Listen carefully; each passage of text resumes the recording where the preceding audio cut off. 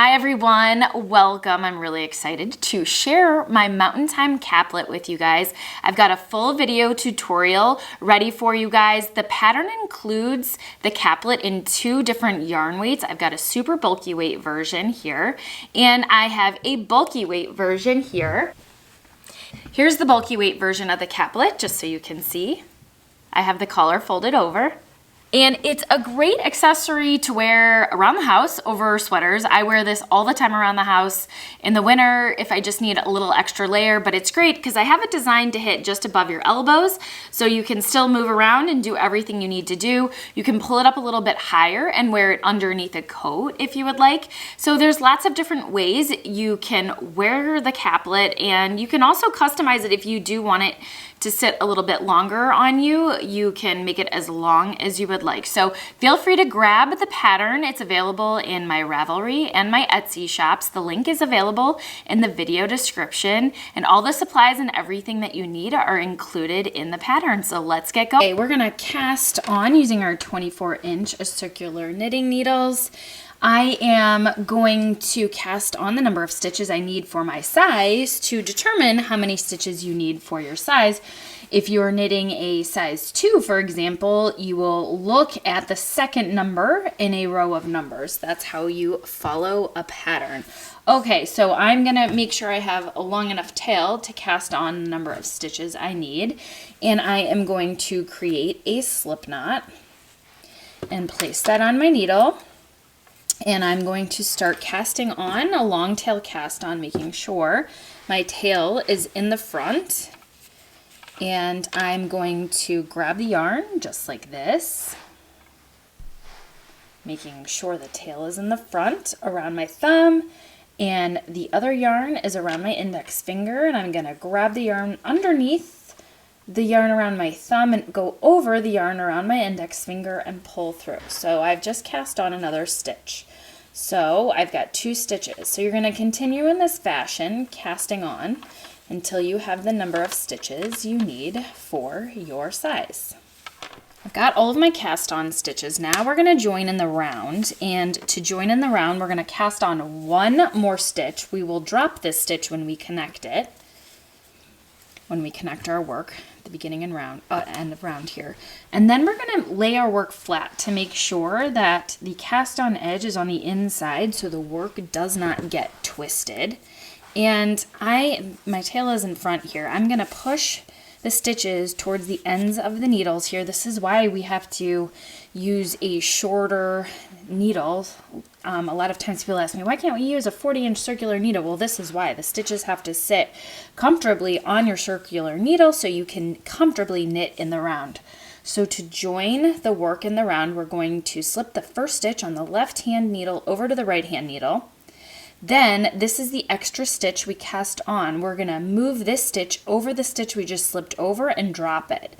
So I'm going to carefully lift it over that stitch I just brought over. Now it's on my left-hand needle. I'm going to drop that stitch and pull the work tight. Now I'm going to place my beginning of round marker, which I want to be a different color than the other 3 markers I need. So now I've joined in the round and I've got my beginning and end of round marker placed. Now we're going to begin moss stitch by knitting 1 stitch, purling 1 stitch, all of the way around. Knitting 1, purling 1, and we have an even number of stitches. So if we start with a knit stitch, we should end with a purl stitch at right before the marker. So I'll see you when I've worked all the way around. You continue knitting and purling all the way around. I'm about to hit the beginning of round marker. I end on a purl stitch. So we've just finished a round 1. I slip the stitch marker and I start a round 2, which is the same thing as a round 1. Knit 1, purl 1, all the way around. Knit 1, purl 1. We're knitting the knit stitches and purling the purl stitches. So I'm finishing up a round 2 right now. I'm about to begin a round 3. I've ended on a purl stitch for my round 2. I'm going to slip the stitch marker, and now I'm going to begin a round 3. which is the opposite of rounds 1 and 2. We're going to purl 1, knit 1 now, purl 1, knit 1 all the way around,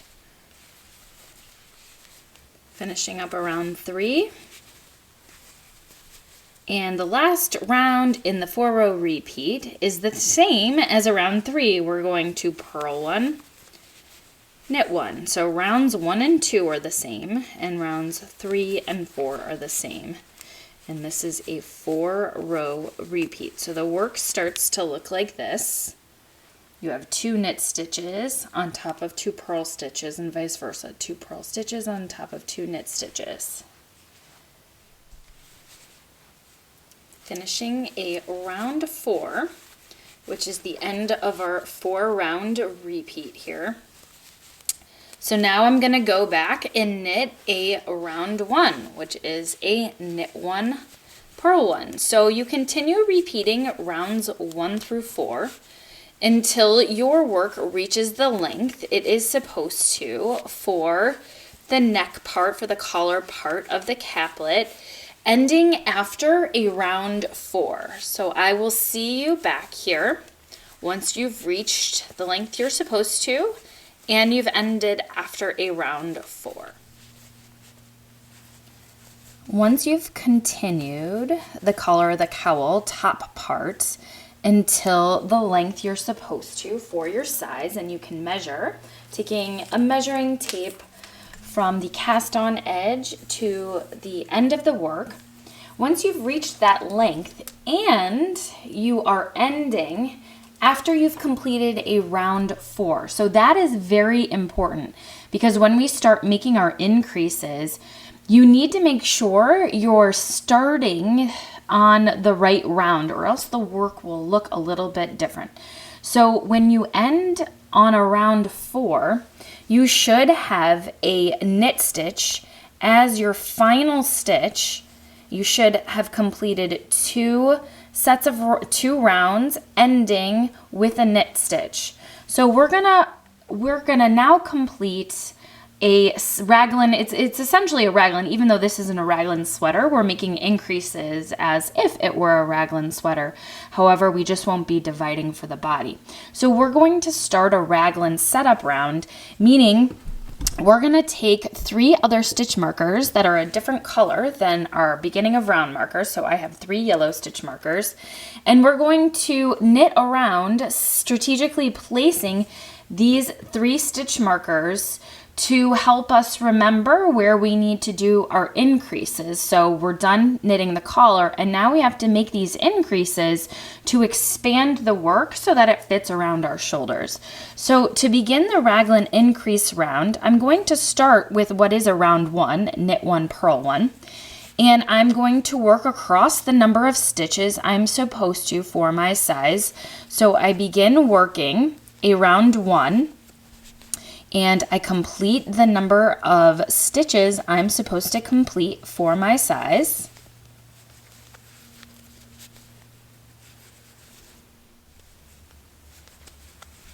And once I've completed that number of stitches, I'm going to place a stitch marker, and then I'm going to continue in my moss stitch pattern until the pattern tells me to place another stitch marker. So you work across the next number of stitches. Then I place my next stitch marker. Then I continue working across the next number of stitches, which should be the same as this number.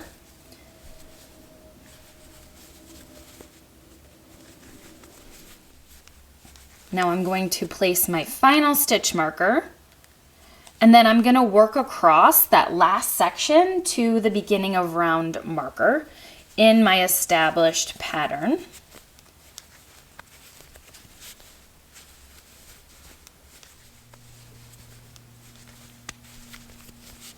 So now I've worked up to that beginning of round marker. I'm not going to work that last stitch because I just want to show you how this is looking, and I don't want to lose my stitch marker.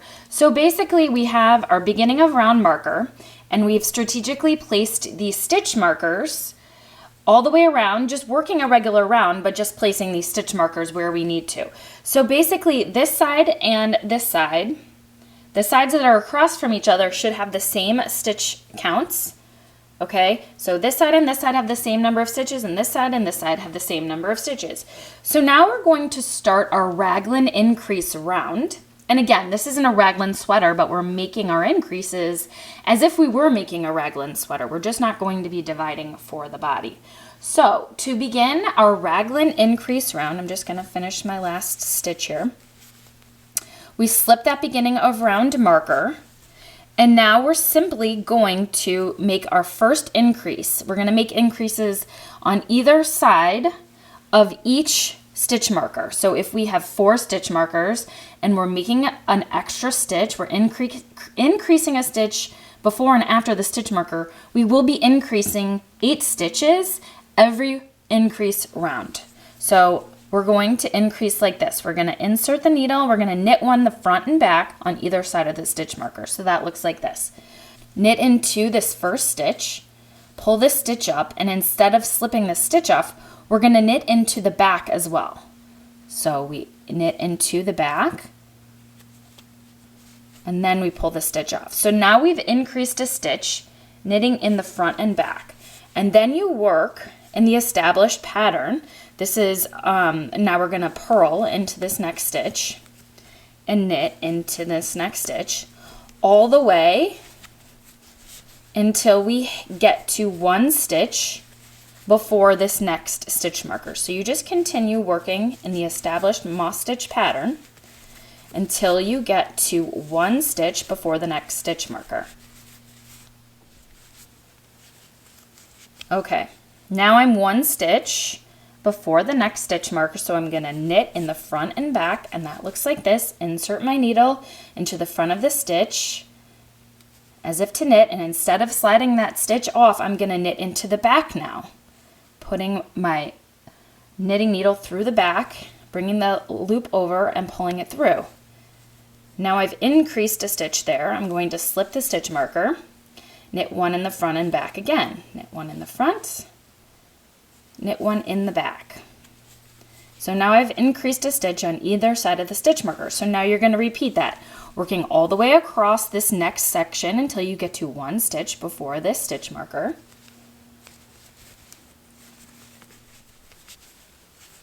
Now I'm 1 stitch before this next stitch marker. We do the same thing, knit 1 in the front and back, slip the stitch marker, knit 1 in the front and back. Then I'm going to work in my established pattern to 1 stitch before the next stitch marker.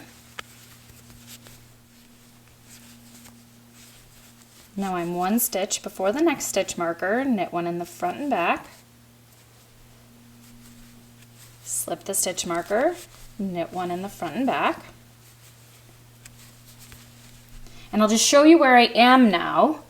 So we've worked all the way around.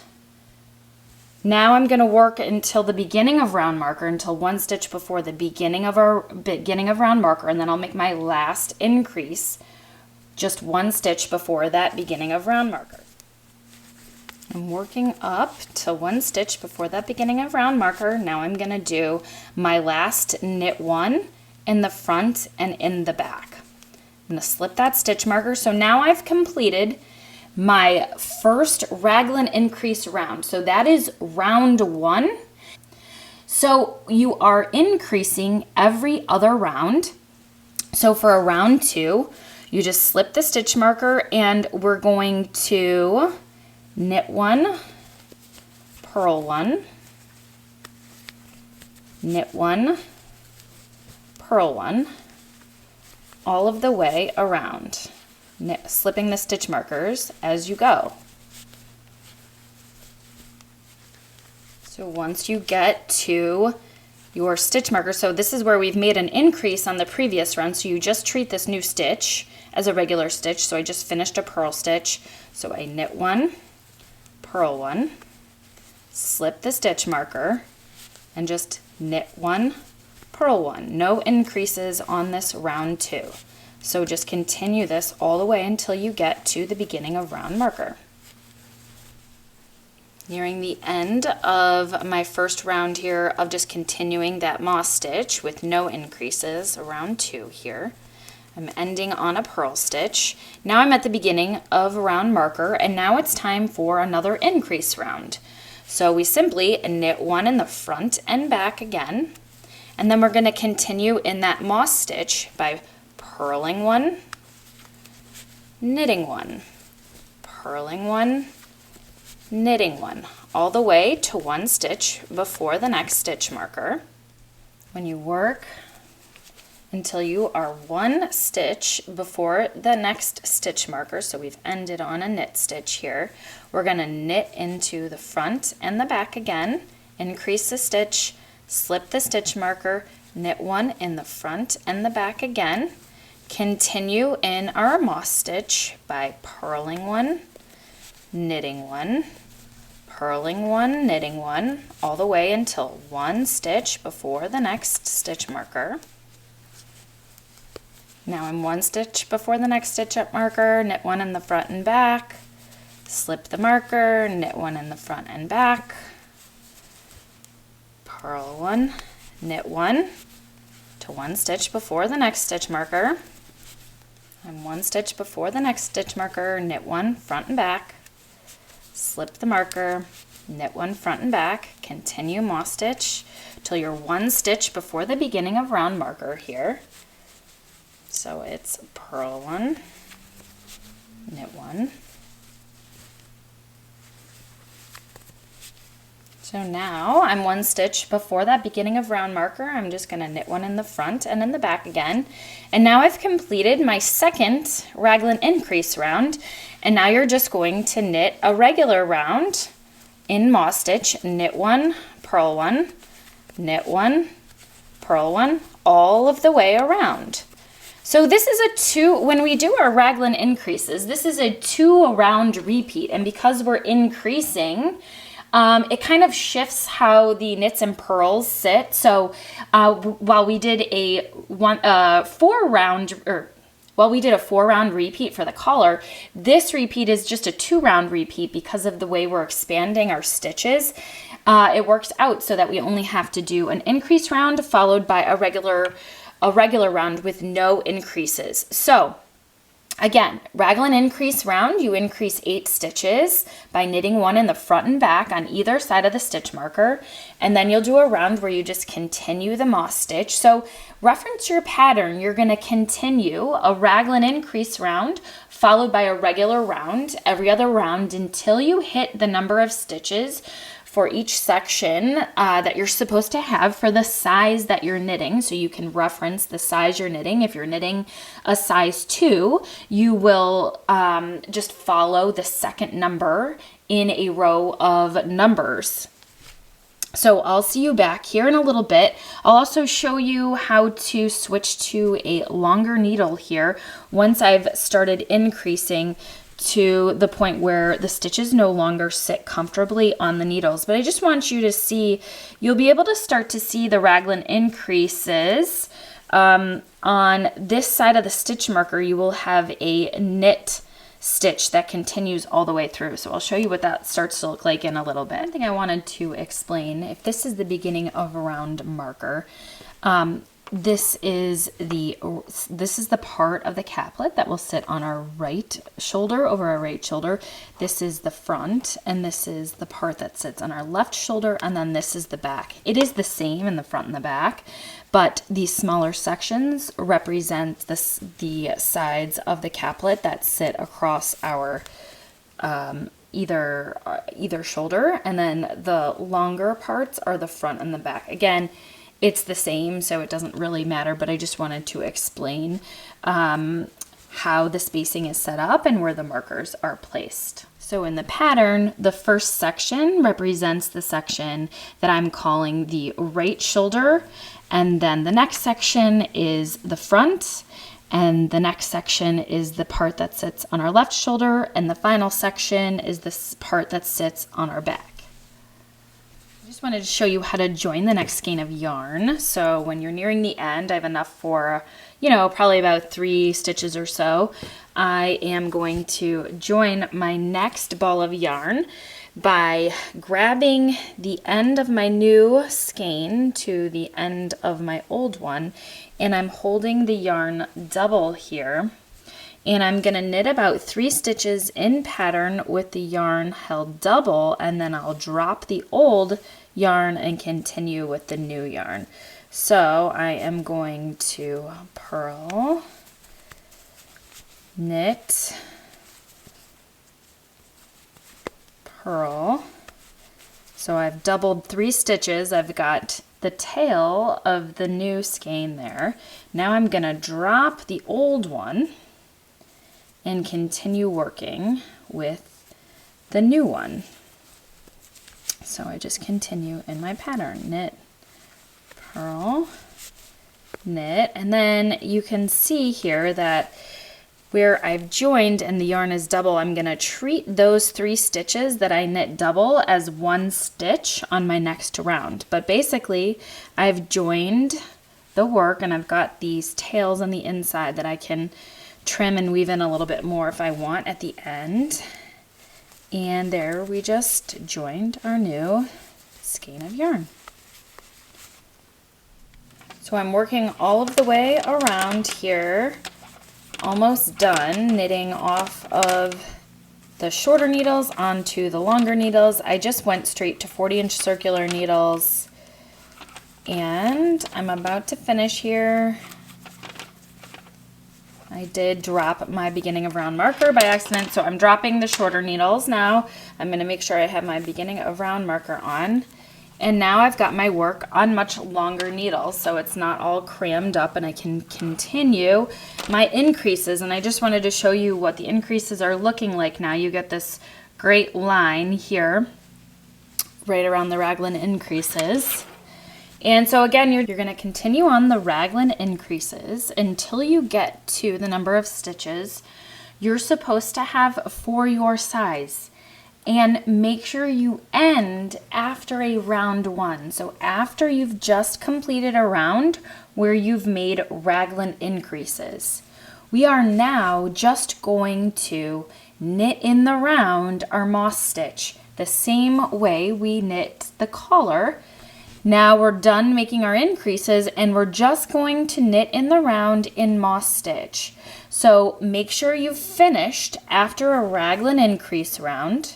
And now our round 1 in the round will just simply be knit 1, purl 1, knit 1, purl 1. And so we're going to continue moss stitch in the round just as we did for the collar. So you will repeat rounds 1 through 4 listed in your pattern.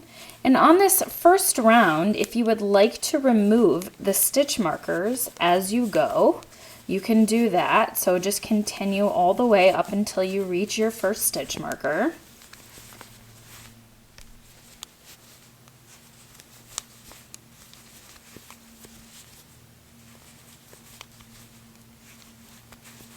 I'm going to remove the stitch marker and just continue in my knit 1, purl 1. So you can remove the stitch markers that marked the raglan increases, my yellow stitch markers, but make sure you keep your beginning of round marker. So you're going to continue knitting a moss stitch in the round until the length that your size specifies.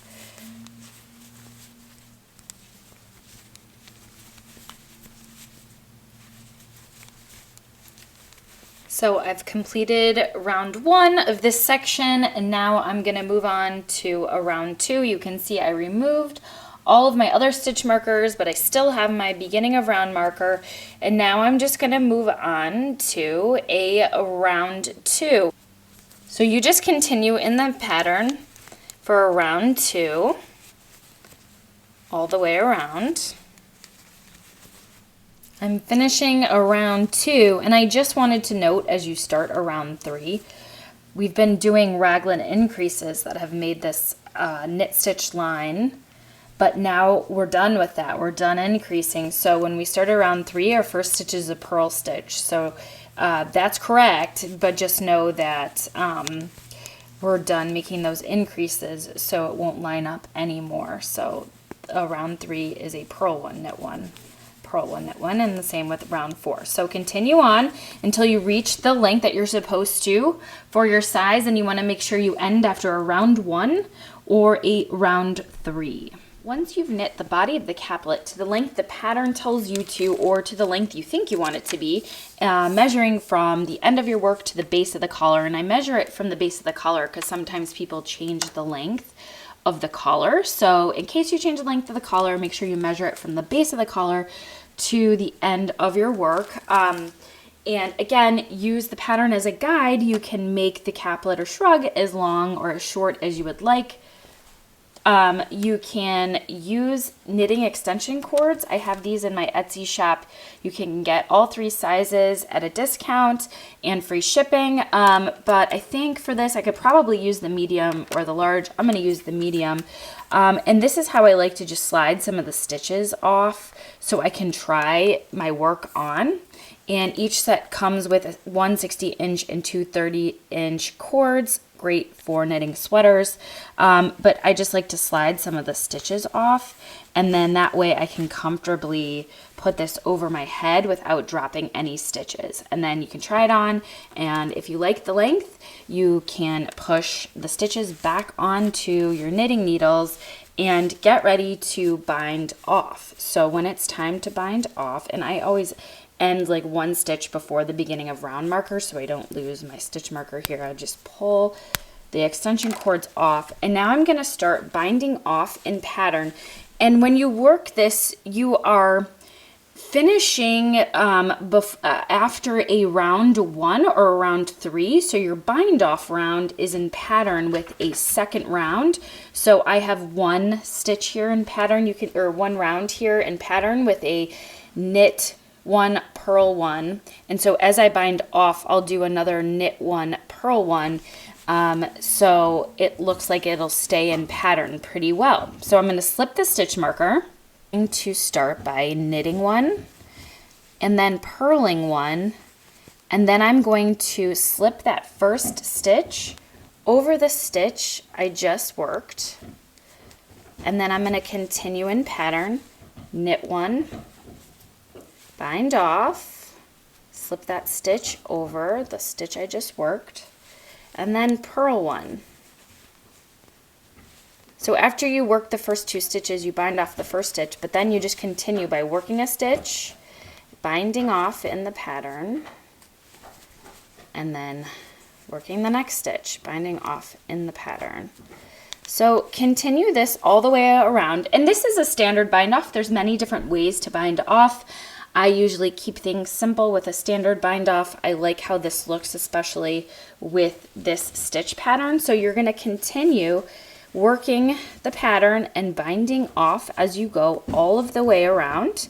And I'll show you what to do as you hit the end of the round. So once you've bound off almost all the way around and you are nearing the end, you work until you have 1 stitch left. And when you have 1 stitch left, you bind off. And then when you've got that 1 stitch left, you're going to cut a tail. I don't know, about 6 inches or so. Pull the work through, pull the yarn all the way through. And now we're going to take our tapestry needle, connect the beginning and end of the round here. Because you can tell that the work needs to kind of be joined. So we'll join the work and weave in our ends all at once. So you can thread your tapestry needle. I just connect by going through the top up here.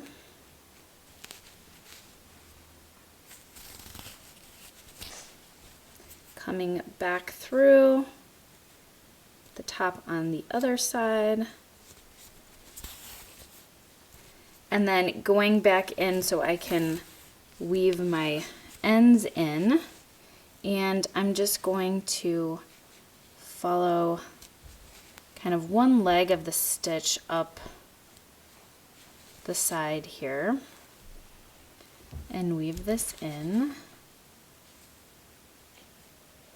And then You pull it through, drop the yarn, trim the tail, and you've got one end woven in. You can weave in the ends where you've joined the work by just following the stitch, cutting the yarn off, and then weave in the ends at where you cast on, the same way you wove in the end where you bound off. And then you're done. So this is what it looks like when it's all done. Guys, I hope you enjoyed making the capelet, and I will see you in the next video tutorial.